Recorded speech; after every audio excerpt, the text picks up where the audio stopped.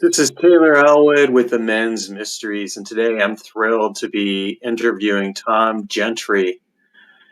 Tom, please introduce yourself, tell us who you are, what you do, and let's dive into the topic of today, which is an exploration of addiction, sobriety, and men's work, and how to find our way back to healthy relationships.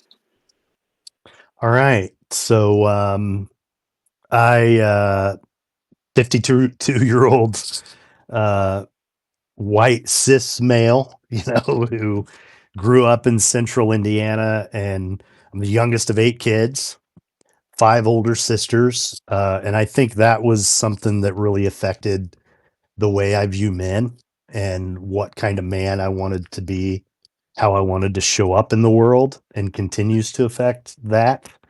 Um, as a young adult, having grown up in a family with a lot of addiction, a lot of alcoholism, I found myself in need of some help and got sober at 23 years old. Went to a really great residential treatment facility in South Florida. And that's how I sort of left the nest. I went and got sober. And then after that, I lived in a halfway house and I created a life for myself in South Florida. Uh, Went back to that same facility a couple years later and trained as a counselor. So I've been working in that industry in one way or another for 26 years. Um, and mostly working with men when they finish residential treatment, um, extended care, halfway house sort of level of care, transitional living, where they have to implement the tools that they've learned in treatment and figure out how to go be good people in the world. Um, Eventually got married, had a son, have a son who I'm really proud of, a 19-year-old college student who I'm very happy that he grew up in a much more nurturing environment than I did. And yeah, so that's about it. I also have written really since high school. I went to a school with a great journalism program and learned how to write that way. Covered high school sports for a couple daily newspapers over the years. And eventually, my career in addiction treatment, those writing skills came in handy. I ended up working in marketing, business development, PR, I've written and edited internal communication stuff, alumni publication, alumni newsletters, that kind of thing, and written brochure copy, website copy, all that stuff. And also have some podcasts that I've been doing for a few years and I'm just beginning to ramp up again. So I have my hands in all kinds of stuff. And at one time, I would have said my life purpose is to help people get sober. And now I think it's sort of the scope of that has broadened to just helping people have better lives and be more connected to themselves. Mhm. So, first of all, I want to note that we have some people who've joined us live. And so, for those of you who've joined us live, as we are talking, if you have questions for either Tom or I or both of us, feel free to drop those in and I will share them. And then that way we can respond to them. Because one of the things I love about Substack Lives, it gives us a chance to actually interact with the audience while the interview is happening. I think it makes it more dynamic. So, here's kind of where I want to go. I want to explore today the topic of addiction and sobriety in men's work, because I think that this is something which is not always explicitly drawn out, and yet like I see a lot of men out there who are living lives of quiet desperation. And what I mean by that is that they are basically trying to white knuckle their way through life, lone wolf it. They think that they have to have everything figured out. They figure they've got to have everything provided for. They've got to take care of everything. And the pressure is causing them to crumble on the inside, even if on the outside they present a strong front. Mm-hmm. And I don't want to minimize the fact that like addiction can happen to people regardless of what their gender is. That's not the point of this. Right. But the point really is just that what I see with a lot of men, I hear in a lot of different circles that I travel in, like, stories around either addictions that they've become sober from, or addictions that they're actively working on. And sometimes, and it's interesting because it seems to me like there is like kind of a range of addiction in a way.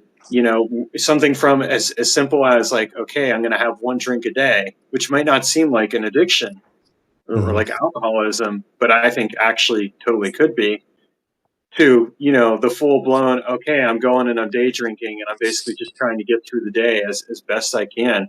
So in your experience, what does addiction look like? Is it something as simple as I'm having a drink a day, or is it something where there has to be a certain level of, they have to be drinking 5 drinks a day before we classify that as addiction? I'm pretty sure that, and I'm being purposely a little exaggerated on that Right. one. Well, in terms of work in the field of addiction treatment, there's some pretty specialized language and sort of like there's a difference between physiological dependence and substance abuse. There's substance abuse, there's substance dependence, and sort of the trend in behavioral health over the last 10 years, I would say, has been to no longer look at it like from a black and white, either you're an alcoholic or an addict or you're not. And instead to look at it just like what you were saying, that you land somewhere on a continuum. And I think, obviously the dramatic expressions of addiction, we all can sort of recognize pretty clearly. If you're ruining your life and your relationships are falling apart and you're losing work and you literally can't stop, that's easy to recognize. But to me, I think especially with people who are searching, you know, and looking for a way to find meaning and purpose in life and to feel grounded and to sort of reconcile their relationship with alcohol, or a lot of times it's THC, whatever it is. I mean, the more relevant question to me is this behavior serving you? And could your life be better without it? And how do you create a life where you're not looking to change the way you feel all the time? And so that you can live in a way that you're engaged with life rather than avoiding life, because that essentially is what addiction is. And for me, um, what I kind of understood from the very beginning of my sobriety is I had betrayed myself. Grew up in a family where I felt like I needed to keep everybody's favor. Hey, Matt, my man, it's so good to see you. I love you, dude.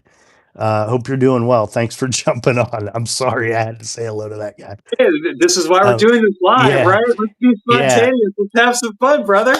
yeah. But you know, I wasn't being true to who I was as a human being, and I was paying an existential price for that. And I got to the point where whether or not there's a genetic component in my family, I couldn't be who I was the way I was. I was changing the way I felt all the time. It was an act of self hatred, self avoidance. And I had to, do a hard reset and take a look at everything, and ultimately made all those changes because I wanted to have a meaningful life. I wanted to have a fulfilling life. I wanted to become a dad someday, and I wanted my life to mean something instead of just being wasted. And you know, so does that answer your question? It does, and it leads me into another question slash sharing. And again, to the people who are on here, including the Sure. aforementioned Matt, welcome. And Yeah, hey, welcome to the doggy.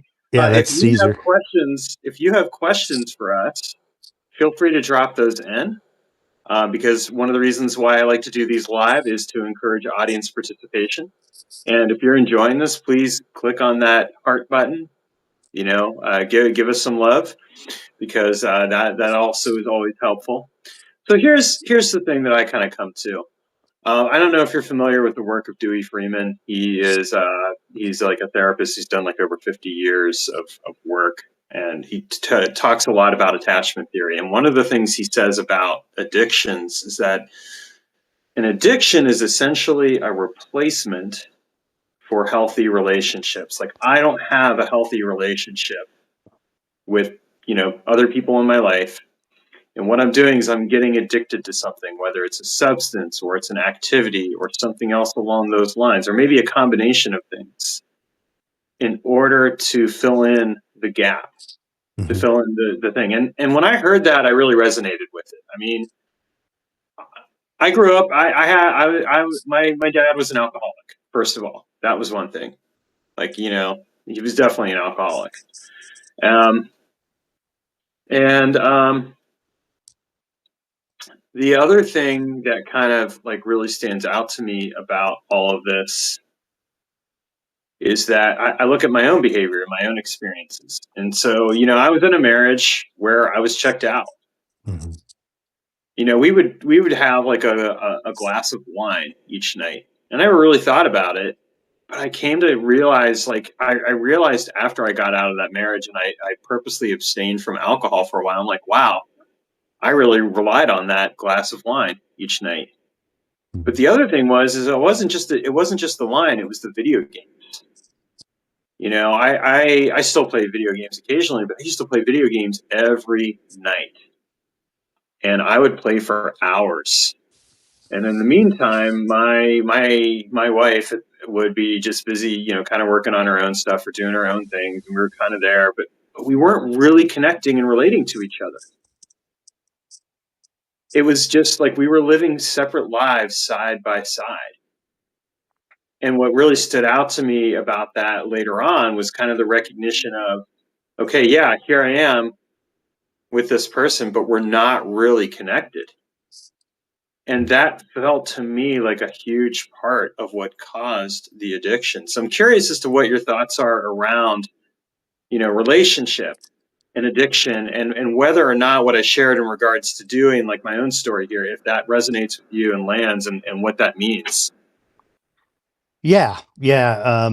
So I'm not familiar with him, but something like 20, 25 years ago, there was a psychologist in Atlanta who I've had a chance to meet named Robert Flores, and he wrote a book called Addiction as an Attachment Disorder. So that's something that's, people have been talking about for a long time at this point. Um, and, for me, I got sober at a 12-step based, treatment facility and came up in that world. And the attachment stuff, I didn't really start to work on until maybe 10 years ago, something like that, when I learned about his work. And, and it's become a lot more, you can find it a lot more now. Like, I have a friend and colleague, her name is Jessica Baum, and she wrote a book called Anxiously Attached. And so eventually what I learned is that I have an anxious attachment style, or I did have an anxious attachment style, not so much anymore because I've adapted. And I'm not, I don't need that kind of reinforcement all the time anymore, but I did. And that need was driving my relationships. And if you look at, for me, the alcohol, that's a relationship that's always there. Like, if I want it, it's there.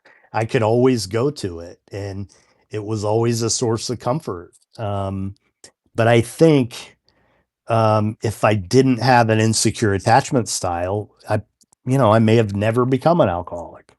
You know, I don't know, but I think it has a lot to do with it. And one of the things you hear said a lot more now, especially Dr. Gabor Mate talks about, the opposite of addiction is connection. And and for me, what I learned is that I had to really attend to my connection with myself first, and get that sorted out. Uh, and when I did, it really enhanced the quality of my relationships with others. Hmm. Yeah. There's something really important about that. Like, it is that relationship with ourselves. Hmm. It was interesting because, after I got out of that marriage, I ended up going through a couple relationships, and both of those relationships in their own way kind of highlighted certain things. And I think, it's kind of fascinating to me, like, here's what isn't working, right? And the biggest thing for me is that one of those relationships propelled me into men's work because I Hmm. realized that I didn't have a relationship with myself as a man. I didn't know what it meant to be a man in society. The only thing I knew is that for the most part, I actually was repelled by the idea of being a man for a long time. It was like being a man, bad. That's a bad thing to be Right. because it just seemed like there was so much negativity around that. And there still is. I mean, I see that a lot of the times. It's just not something I really subscribe to anymore. I'm like, nah, that's not the problem. Um, and I think that like, but what I find is that what I notice is that there are so many men that in one form or another, they're addicted to something. It's alcohol, Hmm. it's weed, or entheogens, or it's porn, or it's video games. Hmm. Yeah, well, our society now, there's so many ways to distract yourself. And so our attention is constantly being hijacked. But kind of going back to this intersection that we were talking about between Mhm. sobriety and men's work, um, you know, one of the first things you learn in that world of getting sober is that you can't do it alone. You need Right. other people. And specifically, guys need other men. And um and so I had healthy men around me. I mean, it was really important to me to be successful, to be able to maintain abstinence. So from the very beginning, I sort of stayed away from guys who were closer to my age then who weren't really serious about it. And I pursued relationships with guys who had long term sobriety. And I Hmm. started doing the things that they did. And, they had standards about how they treated women, especially in meetings. And lived and continue to live, and I continue to live according to a set of spiritual principles. And that is, that's what my life sort of, that's the true north of my life. The first one being honesty. Another core conviction I have is that, I try to treat people with love and respect. And if there's a decision to be made, what is the loving thing to do? That's how I got through my first marriage. Um, Being able to hold my head high the whole time, because whether it worked out or not, the whole time, that was the lens through which I was making decisions. What is the loving thing to do here? So yeah, I mean, and then a lot of the guys who had been around a long time when I got sober, some of them had engaged in what was called the mythopoetic men's movement, which Right. sort of centered around the work of Robert Bly and the book Iron John. And so, there was that element. And for me, the big takeaway with that stuff is that men need other men. We need each other. And also, as men, we end up, because how we're sort of conditioned culturally to, to interact with or not interact with our emotional experience, really, is we abandon ourselves emotionally. We're taught that that is the only acceptable way to be a man, is to abandon yourself emotionally. And I really think that,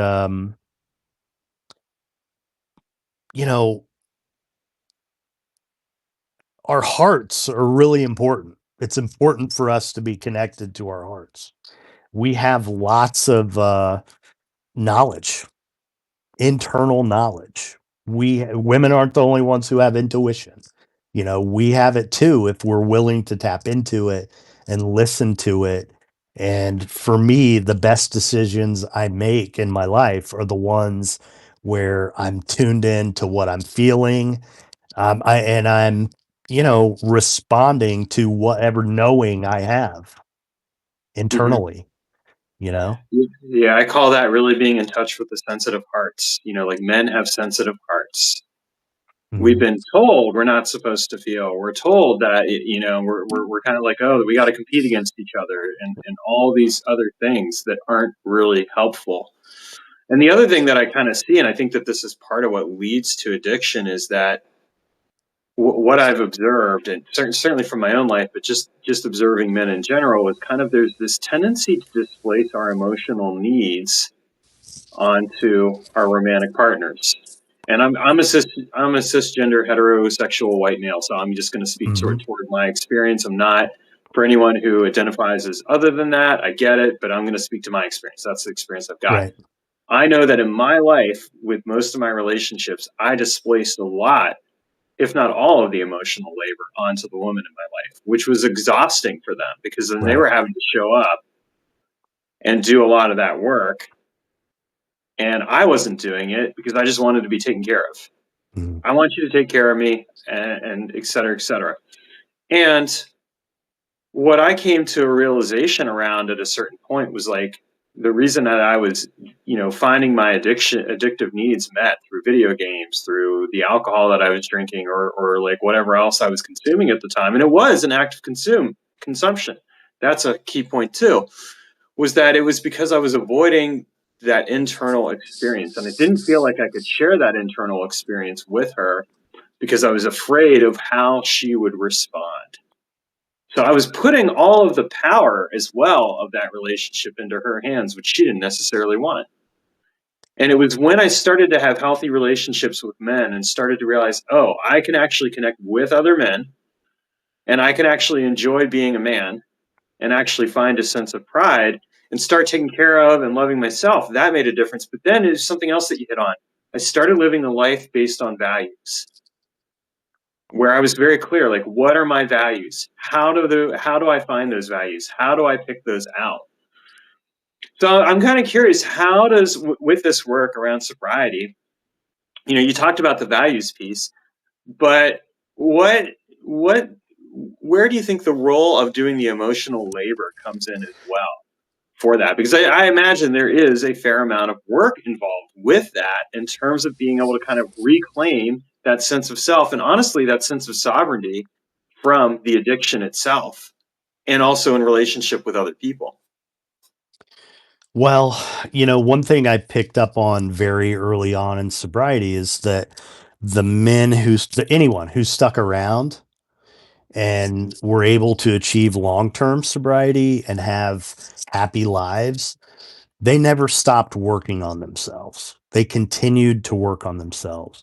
So some of the stuff you're talking about, um, I didn't really get to until I was 10 or 15 years sober in the context of a marriage where, you know, my ex-wife's a therapist. I'm an addiction counselor. So we're very much in that world. And so we know a lot of therapists. You know, so we knew who to see and all that stuff. But what really made a difference for me was the last one was a guy who I basically said, listen, we've seen all these people that either or both of us know. We need to see somebody else. I don't care who it is, you choose. And she actually chose a pastoral counselor who was male. And both of those things surprised me. But by this time, I had read Iron John, but he was familiar with it and he helped me bring it. He brought it to life for me. And in real time, while we were meeting, he was really sort of showing me how I was being passive. And what I ultimately learned is that I wasn't showing up. When it came to big decisions, or I was so afraid of abandonment, like I didn't want to upset her, I didn't want to make waves, that I just sort of acquiesced to everything. And in doing so, I was betraying myself because I wasn't speaking my truth ever. And I was also depriving her of the opportunity to love me because I was really hiding. I wasn't telling her who I was. So, how can somebody love you if you're not saying what you want, if you're not talking about how you feel, if you're not showing up authentically? So that was kind of the first big lesson for me. And another thing I do is I've been doing a men's group on Monday evenings for 5 years at this point, and it sort of the core belief for me about it, based on that we need each other as men. I mean, I've made it sort of affordable, so it's not some 12-week group that guys can do. I want them to stay. I want them to be committed to each other, right? We need each other. And one of the things, the purposes that it serves is, one of the guys might have an issue with his wife, right? And he's really upset about something. He can bring that to the group and emote and get feedback and be supported and all that stuff, and sort of, be contained in the group. And then if he hadn't been able to do that, he might have gone to his wife with it and been uncontained and been a total mess, which would freak her out, but this way, you can sort of process everything with this supportive group of men who love and care about you, and then go to your partner in a grounded way. And instead of saying, "Hey, I got laid off, I'm a total mess," and breaking down, saying, "Hey, I want you to know that I have this issue going on. This is something that I'm dealing with. And so if you see me showing up, you know, in a different way, know that it's not you, it's that. And I'm telling you this because you're my person." And that's what this relationship is. We let each other in. And so when you hear these guys talk about, and I hate the word vulnerable, I think it's really overused, and it's not the precise word that I think, it's not the way to express it, I don't think. Um, but, you hear people talk about, women say they want men to be vulnerable, but that's not really true. When I'm vulnerable with my wife, she shuts down, she rejects me. Well, it's not that she doesn't want you to be vulnerable, it's that she doesn't want to have to be your mother. She still needs you to show up in a secure way. And we can't expect our spouses, partners, to be everything for us. We need other people too. We need to balance that support with other people. And for guys, I think it's really important to have other men. And it's also, there's a scarcity of that, um, as guys usually aren't great at having intimate friendships well into adult life. It's very common that they don't have any real close friends who they talk about anything beyond the NFL, right? And they rely on their spouse for everything. And then they wonder why they never are having sex, right? Like, Yeah. Well, it's why would she want to have sex with you? right. She's basically Exactly. being the mother. Like that is absolutely one of the realities. I want to Hmm. briefly speak to the question Lynn asked. Yes, Lynn, this is being recorded. It will be available. It might be available through both of our Substacks because honestly, it allows us to save them both. So however it ends up, you'll be able to share it with them at some point here. And of course, we encourage that. Share it with whoever, because honestly, this is one of the reasons why we do this. No, I mean, I think that's absolutely true. It's interesting because I just got back from a leadership summit for Sacred Sons, which is a men's organization, and relational training as well. And one of the things that the the relational training instructor said. He said, women don't know how to deal with men breaking down. It Mhm. freaks them out. And he's like, on the one, and he said, and it's not a comment on them. It's a recognition that fundamentally, like what we need, what men need, is to have that space away. And I know I found that to be true. Like I belong to a men's group as well. And when I come to those men, I can break down, I can cry, I can do all the things I need to do and get a sense of clarity and purpose and awareness from it. And then afterwards be able to bring that back to the relationship in a grounded way because I've got myself. And Mhm. that's what she wants. She wants to know, have you got yourself? Right. Because then if you've got yourself, then I know that you've got me. Right. And Right. if you've got me, then I will be able to show up for you, hear you, but more importantly, I'm also going to be able to connect with you. And that connection then leads to the deep, intimate relationships that men long for with Right. their partner. And I also, honestly, I agree with you. Like, I don't think that it's healthy for men to only have like that one relationship or only a couple relationships. Like I look at my phone book as an example now. 2.5 years ago, I only had a few people in it. Now I have like over two to 300 people, most of them men. And I Mhm. can reach out to those men at any time Yeah. and know that if I come to them with something, they're going to be there for me and vice versa. And Mhm. that in turn has led to this rich, nourishing, amazing life. And as a result, it's led to a rich, nourishing, amazing relationship with somebody I can clearly say, she's not my mom. I don't want her to be my mom. She Mhm. is just somebody I want to genuinely connect with. Right. And all the ways that I connect with her are deeply intimate and powerful because there's not this tendency to displace everything onto her. I don't want to Mhm. do that because that actually takes away from the intimacy. I don't want her to take care of all of my needs and wants. I want to speak up for my needs and wants. But some of those needs and wants I'm going to take care of myself or I'm going to take care of in relationship with other brothers. Mhm. I mean, I came back from this week and I'm just feeling like, yeah, pumped about everything that I went through and all the experiences that I had, and it felt like I could dip in more deeply into the container of the relationship because I wasn't putting everything onto that Mhm. relationship. Yeah, I've spent a lot of time thinking about all this stuff and writing about all this and what you said, the facilitator said about women not being able to like handle when men show up in that way. Um, when you really think about it, as a culture, we have an adverse, if not hostile relationship with emotions.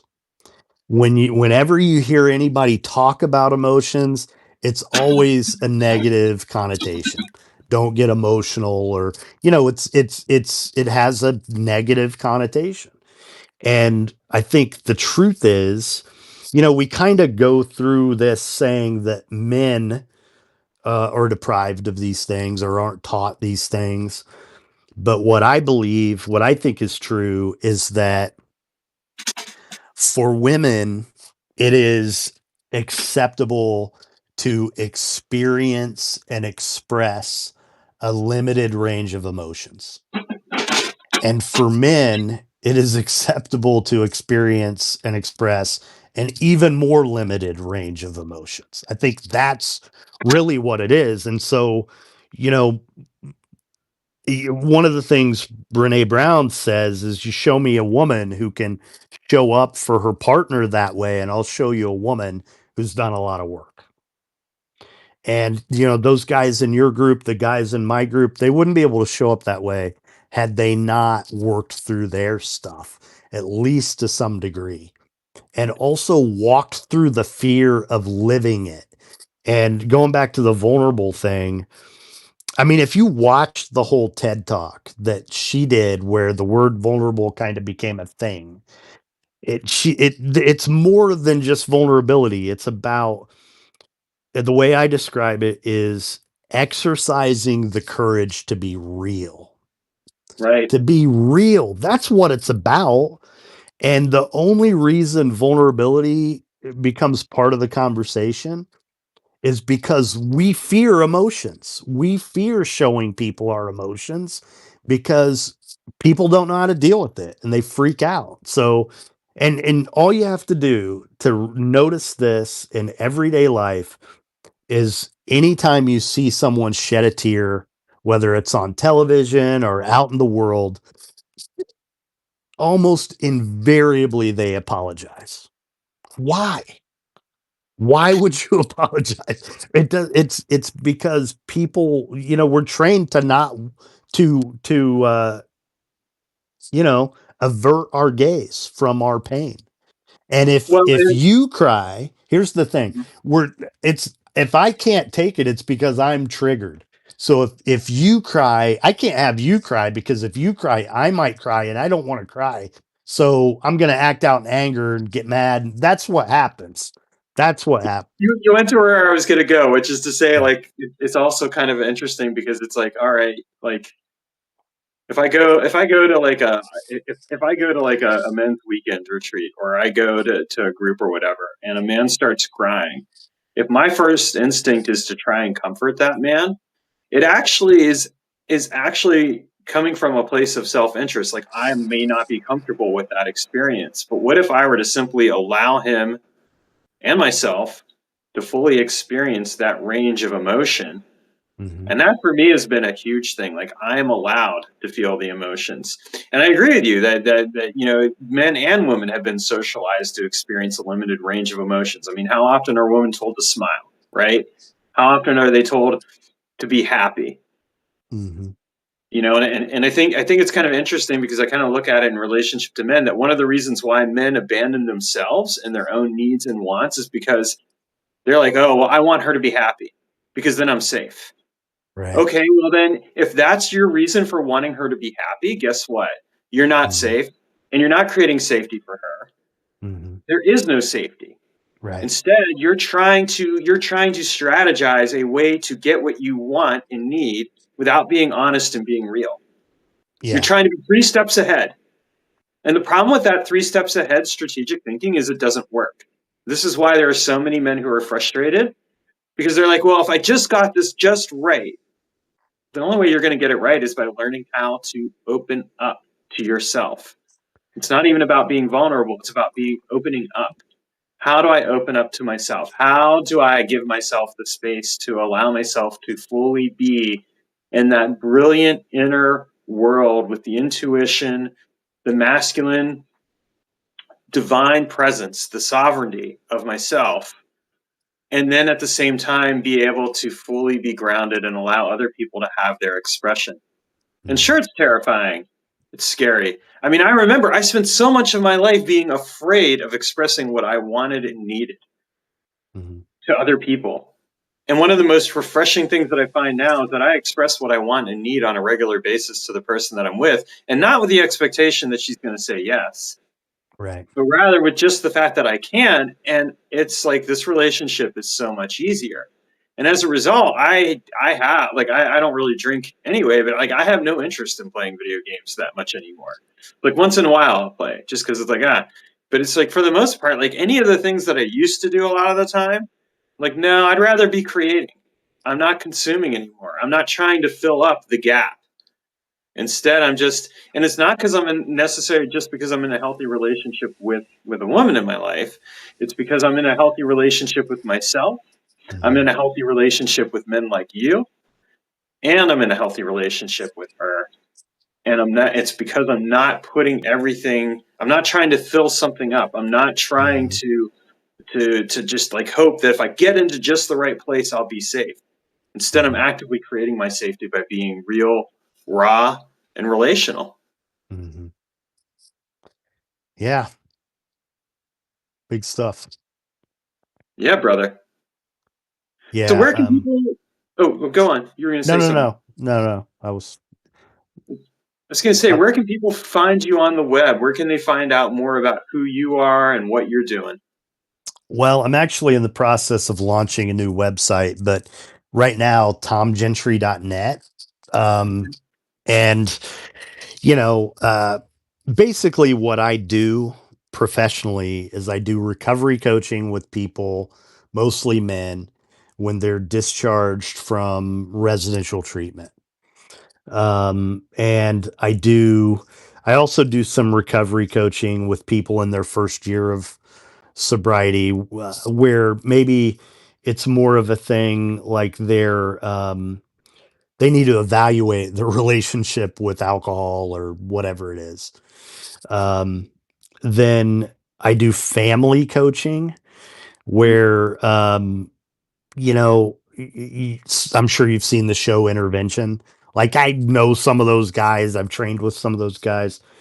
I don't want to do that, but I kind of do everything up to the line, of going and doing an intervention, because a lot of families, they just need support and a little bit of coaching to help them strategize how to get their loved one into treatment. And so I'll have somebody basically pay me hourly to help them come up with the plan and implement it and coach them into getting it done. And it's a lot less cost prohibitive for people. And yeah, I think we don't all need this big thing where somebody shows up in your home and we have a big family meeting, and yeah, it's not always necessary. Also, it's almost impossible for a family to just do it on their own. There's some sort of support needs to be there. And then I do what I call transitional coaching, which is a lot of times it's a guy who was recently divorced, and it may have been his second divorce, and he never wants to have to go through this again. So what do we need to do to make sure that never happens again? And it always kind of comes back to your relationship with yourself, and what it means to attend to that relationship, and what it and which is essentially is figuring out how to be happy on your own and not relying on the unrealistic expectation of somebody else providing you your happiness, right? And then I also do some men's groups and stuff like that. But yeah, tomgentry.net. And then I'm here on Substack. My wife there just, put my web address on there, the URL. Thank you.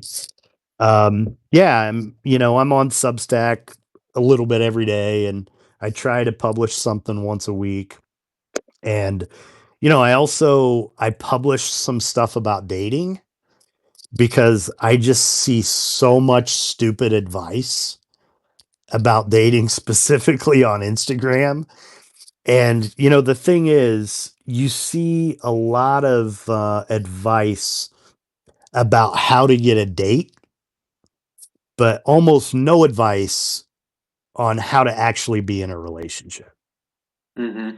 And another thing you hear a lot about is a term that I really despise, is the friend zone, you know, um, as if it's a woman's fault when a man doesn't have enough self respect to go away when he's been rejected. And instead he hangs around and usually deceptively, not letting her know, pretending to be a friend when he really Nice wants to guys sleep over with her. contracts, It basically. happens all the time. And then people want to blame women. How do I stay out of the friend zone? Well, it takes some self-respect. You need to walk away when you're not. And in order for that to happen, you have to know what you want, right? You have to know what you want, and you have to have the confidence to hold out for it, right?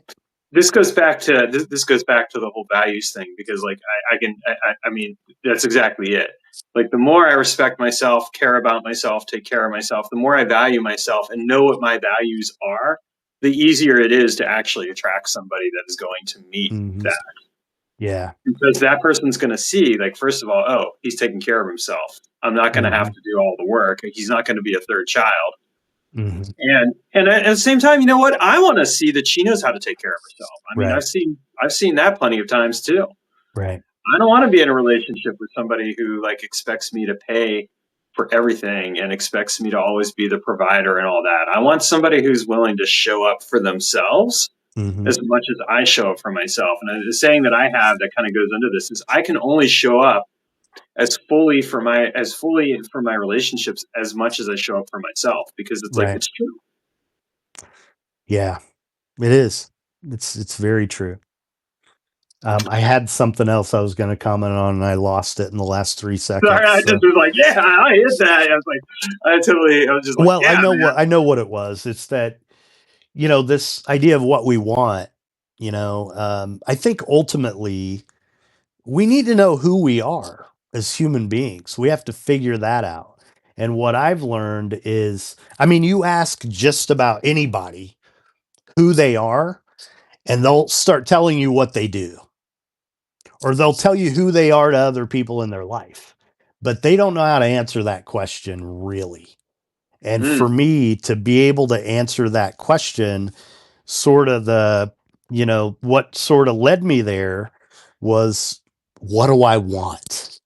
What is my true heart's desire? What do I right. want?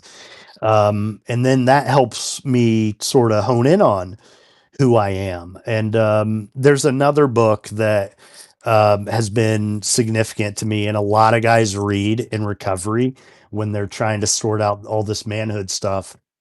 And it's called Fire in the Belly. Oh yeah, It's Sam Keen. Sam Keen. And the key takeaway in that book for me was, you have to have your purpose before you find your partner. And if you get that out of whack, it's never going to work.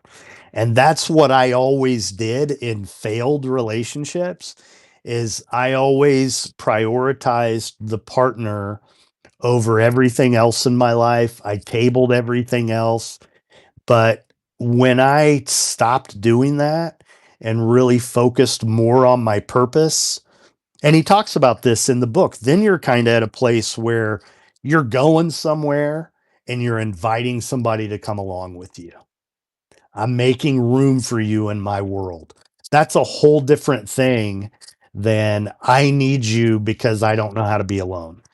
Right? Like, Right? Yeah, no, yeah. that's absolutely true. Like that's what I think that that's like the hallmark of a healthy relationship. I'm inviting you into my world, and I'm also accepting that there's going to be times where our paths wander a little away from each other, and but we'll come back richer and more nourished because of Mhm. finding each other. Yeah. Finding each other again, because it's like, oh, here's all the things. So I totally agree with that. Well, Tom, I want to thank you for coming on today. This has Thanks for been having me. a beautiful introduction. I've been following your work for a little while now, and I've appreciated your notes on Substack and your writing. And for people who are watching this from my Substack, please feel free to go and subscribe to Tom's Substack. Check his work out. I think it's rich, and it's got a lot to offer beyond the obvious topic of sobriety. I mean, that is what you write about a lot, but there's so much more than just that. And I look forward to continuing to get to know you, brother. It's Yeah, just man. been a genuine honor.